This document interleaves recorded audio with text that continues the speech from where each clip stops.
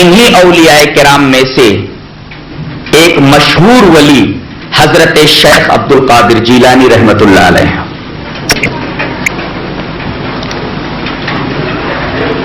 ان کا نام عبد القادر ہے،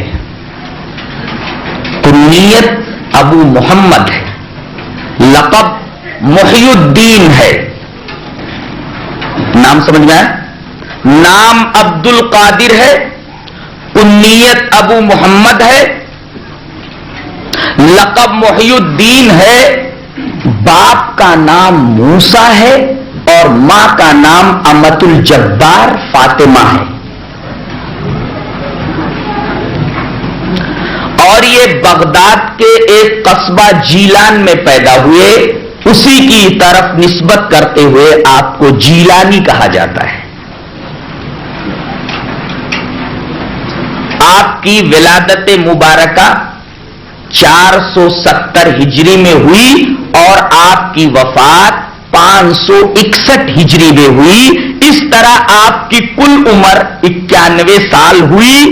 گویا آپ نے 91 سال کی عمر پائی. جب آپ 18 سال کے ہوئے تو بغداد میں آئے اور وہاں انہوں نے علوم دینیہ کی تکمیل کی. بڑے بڑے اساتذہ فن سے انہوں نے احادیث کا درس لیا، قرآن حکیم کی تفسیر کا درس لیا، فقہ میں کمال حاصل کیا، دیگر علوم عقلیہ اور نقلیہ میں مہارت تامہ حاصل کی، اور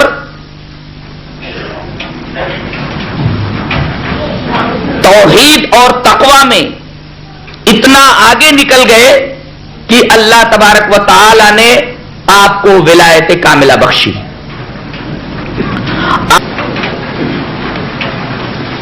ولی کی ڈیفینیشن کیا ہے، تعریف کیا ہے؟ عام طور پر یہ سمجھا جاتا ہے کہ جتنی بڑی قبر ہو اتنا بڑا ولی، جتنا بڑا مزار ہو اتنا بڑا ولی، جتنا بڑا قبہ ہو اتنا بڑا ولی. اللہ تبارک و تعالی نے ولی کی کچھ تعریف کی ہے. تعریف کا مطلب ایڈمیریشن نہیں، تعریف کا مطلب ڈیفینیشن. ولی کہتے کس کو ہے؟ کوئی آسمان سے اتری ہوئی مخلوق کا نام ولی ہے، یا آدمی مر گیا بڑا قبہ بن گیا تو ولی کہنے لگے اس کو؟ ولی کہتے کس کو ہے؟ قرآن حکیم نے ولیوں کی ڈیفینیشن بتائی ہے. ولی کہتے کس کو ہیں؟ اللہ فرماتا ہے سورہ یونس میں، الا ان اولیاء اللہ لا خوف علیہم ولا هم یحزنون.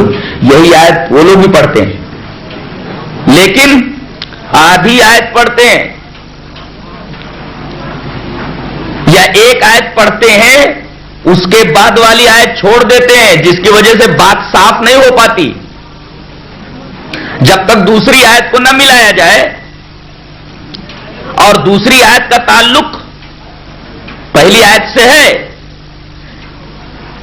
الذین جو ہوتا ہے نا، الذین عربی میں گرامر میں اس کو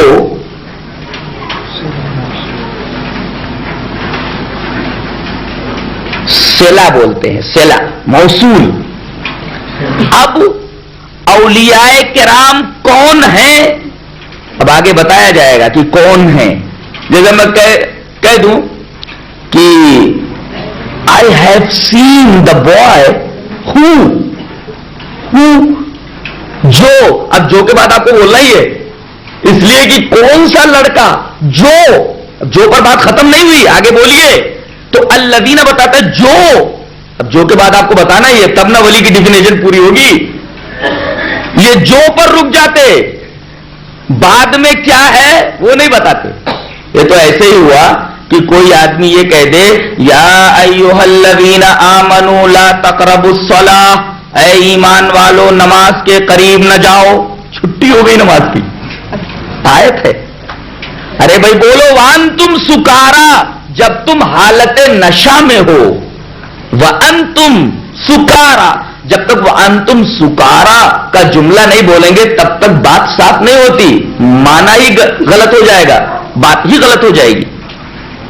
اللہ نے فرمایا الا ان اولیاء اللہ لا خوف علیہم ولا هم يحزنون. سنو، الا مینس سنو، بیہولڈ، سنو. ان اولیاء اللہ، بے شک اللہ کے اولیاء کون ہیں؟ پہلے یہ نہیں بتایا گیا وہ کون ہے، پہلے یہ بتایا گیا کہ اولیاء ہونے کا پھل کیا ملتا ہے، یہ بتایا گیا، ثمرہ بتایا گیا، رزلٹ. لا خوف علیہم ولا هم يحزنون، انہیں نہ تو خوف ہے اور نہ وہ غمگین ہوتے ہیں نہ ہوں گے. اس لیے کہ یحزنون مضارع ہے، اور مضارع میں دو زمانے پائے جاتے ہیں، ایک حال کا ایک استقبال کا. نہ وہ غمگین ہوتے ہیں اور نہ وہ غمگین ہوں گے، یہ رزلٹ ہے. اولیاء اللہ کون؟ جو، اب بتایا گیا کہ جو الذین آمنوا، جو ایمان لائے، توحید پرست ہوئے، توحید کو قبول کیا انہوں نے، وَكَانُوا يَتَّقُونَ، اور انہوں نے تقوی کے ساتھ اپنی زندگی بسر کی. یہ ولی کی تعریف ہے. ولی کی تعریف کیا ہے؟ جو ایمان لانے کے بعد تقوی کی زندگی گزارے، وہی آدمی ولی ہے. عام طور پر یہ سمجھا جاتا ہے کہ اولیاء کرام آسمان سے اتری ہوئی کوئی عجیب و غریب مخلوق ہیں، ان کو اولیاء کرام کہا جاتا ہے. قرآن حکیم نے ولی کی ڈیفینیشن بتا دی ہے، جو ایمان والا ہو، جس کی زندگی میں توحید کامل ہو اور ساتھ ساتھ تقوی کی زندگی بسر کرتا ہو، وہی آدمی ولی ہے. اب جس آدمی کی توحید جتنی ہی زیادہ مضبوط ہوگی اور جس آدمی کا تقوی جتنا زیادہ بلند ہوگا، وہ اتنا بڑا ولی ہے. اس کی توحید اگر بہت زیادہ مضبوط ہے، کامل درجے کی، اور کامل درجے کا تقوی ہو، تو ولی کامل ہے. جیسے جیسے توحید کے اندر اور تقوی کے اندر کمی آتی جائے گی، ویسے ویسے ولایت کا درجہ گھٹتا جائے گا.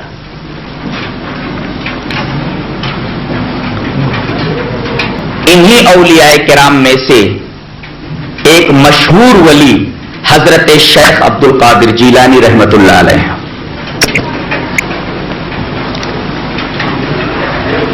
ان کا نام عبد القادر ہے، کنیت ابو محمد ہے، لقب محی الدین ہے.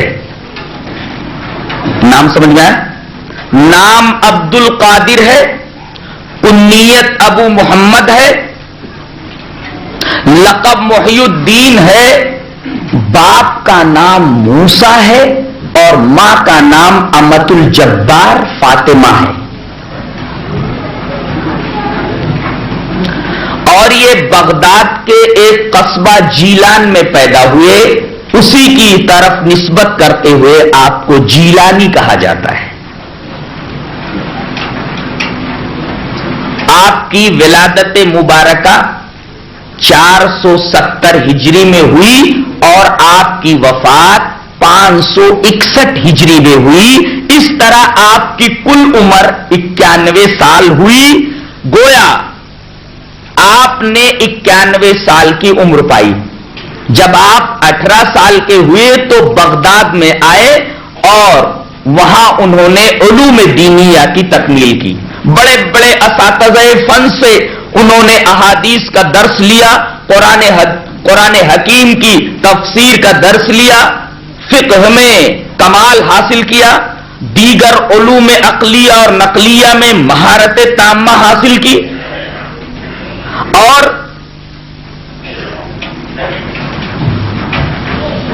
توحید اور تقوی میں اتنا آگے نکل گئے کہ اللہ تبارک و تعالی نے آپ کو ولایت کاملہ بخشی. آپ بڑے ہی پکے موحد تھے. آپ نے اپنی زندگی میں 5 کتابیں لکھی ہیں. آدمی جو ہے اپنی تحریر سے پہچانا جاتا ہے. آدمی کی فکر پہچاننی ہو تو اس کی تحریر کا مطالعہ کیجئے. آدمی کے خیالات کو پرکھنا ہو تو اس کی تحریر کا مطالعہ کیجئے. اس لیے کہ آدمی اپنی تحریروں میں جلوہ گر ہوتا ہے. اگر کسی آدمی کو آپ نے نہیں دیکھا ہے، اس کی تحریر دیکھ لیجئے، اس کا پورا سراپا آپ کے سامنے آ جائے گا. آج ہم نے رسول اللہ صلی اللہ علیہ وسلم کو نہیں دیکھا ہے، لیکن رسول اللہ صلی اللہ علیہ وسلم کا حلیہ مبارک جن جن احادیث میں بیان کیا گیا ہے، ان تمام احادیث کو جمع کر لیجئے، رسول اللہ صلی اللہ علیہ وسلم ہمارے سامنے کھڑے ہو جاتے. تو انہوں نے 5 کتابیں لکھی ہیں. ایک کتاب کا نام ہے غنیۃ الطالبین، دوسری کتاب کا نام ہے فتوح الغیب، تیسری کتاب کا نام ہے الفیوزات البرہانیہ، چوتھی کتاب کا نام ہے الفتح الربانی، اور 5ویں کتاب کا نام ہے بشائر الخیرات. یہ 5 کتابیں زندگی میں آپ نے لکھی، اور ان میں سے 2 بہت مشہور ہوئی، اور دنیا کی تمام زندہ زبانوں میں اس کا ترجمہ موجود ہے. اردو میں بھی ان دونوں کتابوں کا ترجمہ ہمارے درمیان موجود ہے. وہ دونوں کتابیں کون کون سی ہیں جن کا ترجمہ دنیا کی تمام زندہ زبانوں میں ہو چکا ہے اور اردو میں بھی ان کا ترجمہ موجود ہے؟ غنیۃ الطالبین ہے اور فتوح الغیب. جس طرح انبیاء کرام کا طریقہ ہوتا ہے کہ جب وہ اپنی امت کی طرف مبعوث کیے جاتے ہیں، بھیجے جاتے ہیں، تو سب سے پہلا درس وہ اپنی امت کے سامنے تقویٰ اور توحید کا رکھتے ہیں. بلکہ یوں کہہ لیجئے آپ کہ سب سے پہلے وہ توحید ہی کا درس دیتے ہیں. اللہ تبارک و تعالی نے اس سلسلے میں ایک ضابطہ، ایک قاعدہ بتا دیا ہے.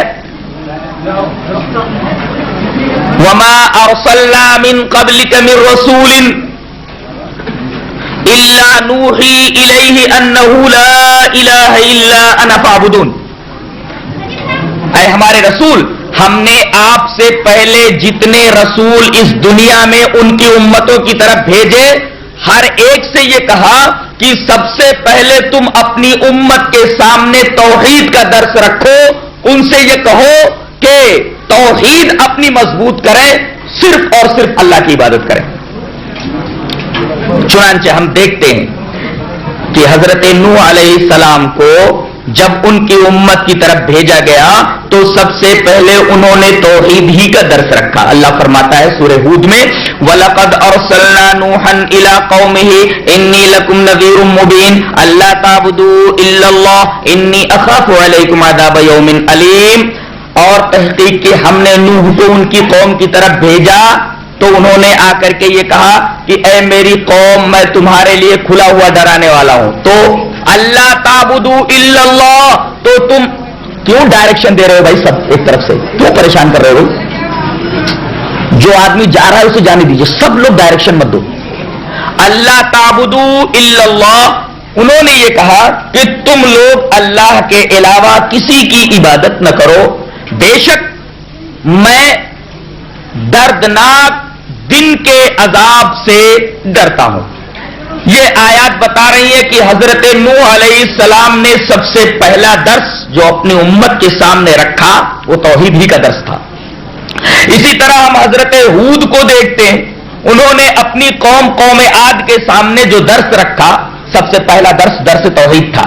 اللہ فرماتا ہے وَإِلَىٰ عَادٍ أَخَاهُمْ هُودًا قَالَ يَا قَوْمِ اعْبُدُوا اللَّهَ مَا لَكُم مِّنْ إِلَٰهٍ غَيْرُهُ إِنْ أَنتُمْ إِلَّا مُفْتَرُونَ. اور ہم نے عاد کی طرف ان کے بھائی ہود کو بھیجا تو انہوں نے کہا کہ اللہ کے علاوہ تمہارا کوئی معبود نہیں ہے، تم صرف اسی کی عبادت کرو. حضرت ہود نے بھی اپنی قوم عاد کے سامنے پہلا درس توحید ہی رکھا. اسی طرح ہم حضرت صالح کو دیکھتے ہیں کہ انہوں نے اپنی قوم کے سامنے سب سے پہلا درس توحید ہی رکھا. اللہ فرماتا ہے وَإِلَىٰ ثَمُودَ أَخَاهُمْ صَالِحًا قَالَ يَا قَوْمِ اعْبُدُوا اللَّهَ مَا لَكُم مِّنْ إِلَٰهٍ غَيْرُهُ. اور سمود کی طرف ان کے بھائی صالح علیہ السلام کو بھیجا گیا، انہوں نے کہا کہ اللہ کے علاوہ تمہارا کوئی معبود نہیں.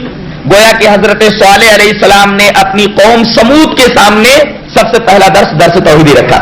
حضرت شعیب علیہ السلام کو دیکھیے، اللہ فرماتا ہے وَإِلَىٰ مَدْيَنَ أَخَاهُمْ شُعَيْبًا قال یا قوم اعبدوا اللہ ما لکم من الہ غیرہ، اور مدین کی طرف حضرت شعیب کو بھیجا گیا. حضرت شعیب علیہ السلام نے اپنی امت کے سامنے جو پہلا درس رکھا وہ یہی کہ ما لکم من الہ غیرہ، اللہ کے علاوہ تمہارا کوئی بھی معبود نہیں ہے.